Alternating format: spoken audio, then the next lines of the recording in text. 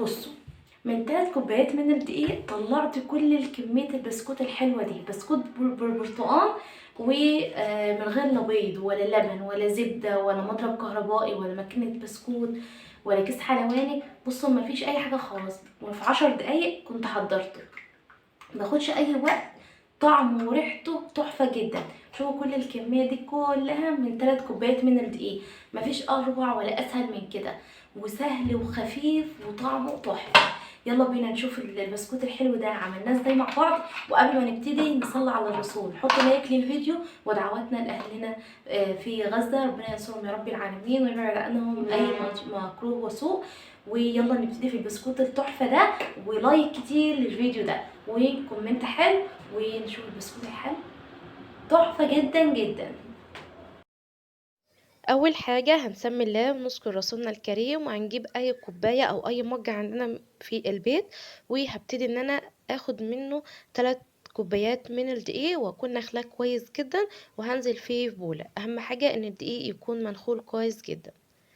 بعد كده خدت 3 كوبايات من الدقيق، هنزل عليها برشه صغيره من الملح، وهنزل عليها بنص معلقه صغيره من البيكنج باودر، عشان تدي هشاشة حلوة للبسكوت، ويكون معايا كده هش ومنفوخ كده، ما يكونش ان هو مكتوم من جوه. وبعد كده بخلطهم كويس جدا، وبعد كده هركن البولة ده على جنب. بعد كده هجيب الخلاط، هنزل فيه بكوباية من المية، وباكت من الفروتي او معلقة كبيرة من التانج اللي بيكون بودر. وبعد كده اخلطه كويس جدا في الخلاط، عشان كده يكون لي عصير كده يكون فريش وحلو. وممكن عادي نستعمل برتقان متوفر عندنا فريش. بعد كده هاخد العصير ده وابتدي ان انا هجيب المج اللي احنا عايرنا بيه الدقيق، وهنزل فيه بنص كوباية من السكر، سكر الشاي العادي بنفس المج. وبعد كده هنزل في الخلاط بنص كوباية من السكر، والعصير البرتقان هاخد منه نص كوباية، بيكون باللون ده كده، بيدي لون وطعم حلو جدا للبسكوت. وهاخد كمان نص كوباية من الزيت، ده كله بنفس المج او الكوباية اللي انا عايرت بيها الدقيق. بعد كده عندي باكت من الفانيليا، فانيليا عندي هنا كانت متوفرة بنكهة البرتقال او اي فانيليا، نزلت عليها كده بنص معلقة صغيرة. وبخلط الخليط ده كله كويس جدا في الخلاط لحد لما السكر معايا يدوب. بعد كده بنزل بالخليط ده في بولة، وبنزل عليه بالمكونات الجافة، وابتدي ان انا يدوب ان انا اجمع كل المكونات مع بعض. انا مش عايزة اعجن البسكوت، البسكوت ما بيتعجنش، البسكوت كل اللي فيه ان هو بيتجمع مكوناته بس. ان انا بلم كل المكونات على بعض كده لحد ما تكون لي عجينة تكون طرية. المقادير مظبوطة جدا، وهكتبها لكم ان شاء الله في صندوق الوصف. والبسكوتة كده بتكون معايا العجينة طرية كده، وزي الملبن في ايدي، ولا بتشقق ولا اي حاجة خالص. لو حسيت ان هي معايا ناشفة وبتشقق كده، لما اخدها كده واكورها واضغط عليها، انزل عليها بشوية صغيرين من عصير البرتقال لحد ما يكون لي عجينة تكون طرية. بعد ما كونتها كده وشكلتها، وبعد كده جمعتها كده بالاسباتيولا لحد ما كونت لي كده كرة متماسكة من العجين. بعد كده في الوقت ده بجيب صاج فرن. وعندي هنا قبل ما ابتدي ان انا اشكل البسكوت، ببتدي اشغل الفرن بتاعي على درجة حرارة 180 رف اوسط، عشان يحقق درجة الحرارة المطلوبة على ما اشكل صاج البسكوت.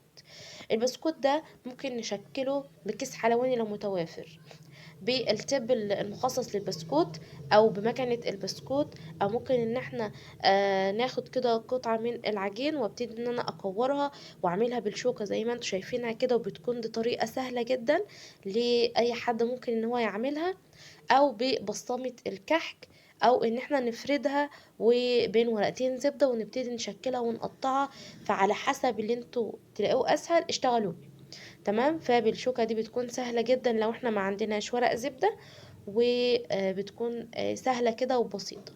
ولكن انا هعمل معاكم ده وده. باخد قطعة كده من العجين وابتدي احطها بين ورقتين زبدة، وبعد كده ابتدي افردها بالنشابة لحد ما يكون سمك البسكوتة معايا سمكها وسط، ولا هي رقيقة قوي تنشف في الفرن، ولا هي تكون سميكة قوي تطلع طرية وتكون مش حلو. تمام. بعد كده بالشوكة هبتدي امشي بيها على العجينة زي ما يكون انا بشكلها بتب البسكوت. تمام، بحيث ان احنا نديلها شكل كده يكون حلو. بعد كده شكلتها بالشكل ده كده. بعد كده هجيب عندي العجلة ديت او اي قطاعة او بسكينة او اي حاجة، هبتدي اساوي العجينة دي عشان لما اجي اقطعها في حجم البسكوتة تطلع معايا مظبوط بالشكل ده. ابتدي ان انا اعملها بالطول كده وبعد كده بالعرض، وبتطلع معانا البسكوتة بالشكل الحلو ده. ولا احتاجت بقى تشكيل كتير ولا اي حاجة خالص، وكمان بتفضل النقشة ديت محتفظة بالبسكوتة وبتكون حلوة جدا جدا. بعد كده ببتدي ارصها كده في صاج فرن. وبعد كده باخد قطعة من العجين افردها بنفس الطريقة دي. بالطريقة بتكون سهلة جدا، وفي 10 دقايق بنكون خلصنا كمية البسكوت اللي معانا.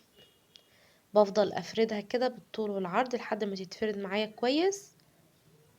وبعد كده اشيل الزوايد، وبالشوكة ابتدي امشي عليها كده عشان تديني شكل حلو للبسكوت. وبعد كده بسكينة او قطاعة ابتدي ان انا اقطعها آه، طول او حجم البسكوتة اللي انا حباه بالشكل ده كده. البسكوت ده سهل جدا وبسيط، طعم البرتقال بيكون نكهته قوية، بما ان احنا مستعملين باكت الوان جاهز، ولكن ينفع عادي بالبرتقال الفريش. وبسكوت بقى سهل وبسيط، ولا احتاج بقى لا بيض ولا زبدة ولا اي حاجة، وبيكون كده خفيف مع شاي بلبن او شاي، فبيكون حلو جدا جدا. بعد كده بقى اكمل كل الكمية بنفس الطريقة بالشكل ده كده. بعد كده عملت الصاج الحلو ده. بعد كده بدخله الفرن. احنا مشغلين الفرن قبل ما نشكل البسكوت على درجة حرارة 180 رف اوسط، لحد لما البسكوتة كده نيجي ناخدها ونشيلها من الصاج كده نلاقيها خدت لون حلو من الارضية وحلو اللي احنا بنحبه. هبتدي اطفي من تحت واولع الشواية عشان تاخد لون حلو كده من فوق ويكون حلو معايا. في الوقت ده كنت شكلت الصاج التاني، عملت صاجين اتنين من 3 كوبايات من الدقيق. فوصفة موفرة كده واقتصادية وحلوة جدا. وبعد كده وده كده هندخله كان البسكوت بتاعنا، بسكوت البرتقال اللي احنا عملناه بطريقة سهلة جدا وبسيطة، وطلعت منه الكمية الحلوة دي، وطعمه وريحته حلوة جدا. اهم حاجة لما يخرج من الفرن اسيبه في درجة حرارة المطبخ لحد ما يبدأ ان هو يبرد ويقرمش معايا ويكون معايا مقرمش وحلو. بصوا شكله تحفة جدا جدا، واخد كده لون حلو جدا من فوق ومن تحت. بصوا اللون تحفة. واسمعوا الصوت. وده كده شكل البسكوت بعد ما خلصت كل الكمية. بيكون محتفظ بنقشته، ولا بيفرش، ولا ان هو بيطلع طري، ولا اي حاجة خالص. بياخد حوالي في الفرن ربع ساعة أو تلت ساعة بالكتير، وبعد كده بيطلع كده هش ومقرمش وحلو جدا.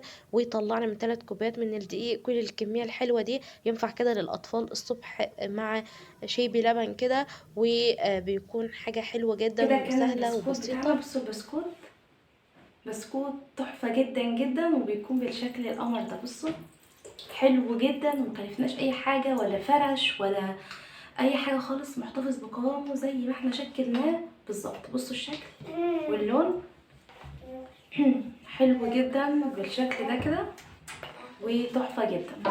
بصوا وهي بصوا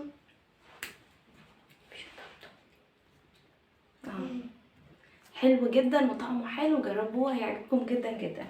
ومن باقي كمية العصير اللي احنا استعملناه في البسكوت عملت بيه صينية كيكة بصوا بالبرتقال، ولسه مطلعاها من الفرن طرية وحلوة جدا من غير لا بيض ولا اي حاجة خالص. هنزل لكم طريقتها.